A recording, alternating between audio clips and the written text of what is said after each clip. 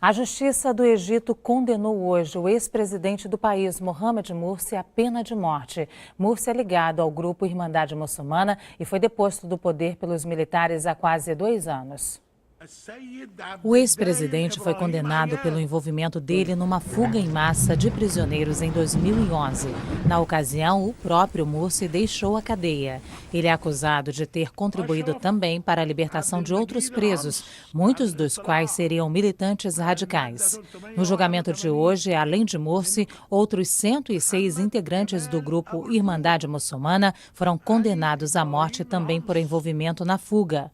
Ao receber a sentença, o ex-presidente manteve uma postura desafiadora, ergueu os punhos e, junto com outros réus, gritou palavras de ordem contra o governo militar do Egito. Antes de serem cumpridas, as sentenças de morte precisam ser analisadas pelo Grande Mufti, a maior autoridade religiosa do país. A decisão da Justiça foi criticada pela Anistia Internacional, que considerou a sentença um instrumento político contra a oposição.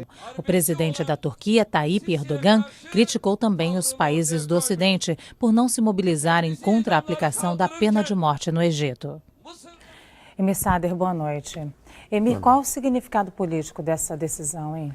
Bom, o governo está enfraquecido relativamente. Ele foi eleito num referendo com os irmãos muçulmanos na clandestinidade, tem se enfraquecido. Então, cada vez que ele necessita, ele reatualiza o regime anterior para condenar e, nesse caso, a pena de morte, quem foi eleito como o primeiro presidente eleito, que era o Morsi, né? Houve a derrubada de uma ditadura de 40 anos, o Morsi foi o primeiro presidente eleito, tentou implementar uma constituição radical, fundamentalista. Muito polêmica na época, né? Então, grande mobilização contra ele, os militares se aproveitaram disso para derrubá-lo, mas o Sisi se elegeu presidente, mas uma votação muito questionada e também reprimiu aqueles que se manifestaram contra o Morsi. Então, na verdade, é uma ditadura militar. E quais são as consequências, então, dessa decisão, Emir? Pois é, eu acho que é endurecer mais ainda. Provavelmente a quantidade de gente condenada à morte não vão ser confirmadas pela autoridade religiosa. Mas, de qualquer maneira, a atitude de condenar... Qual é a acusação? De que teriam fugido da prisão gente que tinha se manifestado contra a ditadura durante o governo dele. E a acusação é que o Hamas e o Hezbollah teriam ido lá, portanto, forças externas, estrangeiras, dificilmente aconteceu uma coisa dessa, mas é uma acusação para dizer que é uma espécie de traição nacional, complô internacional, para dar gravidade da acusação.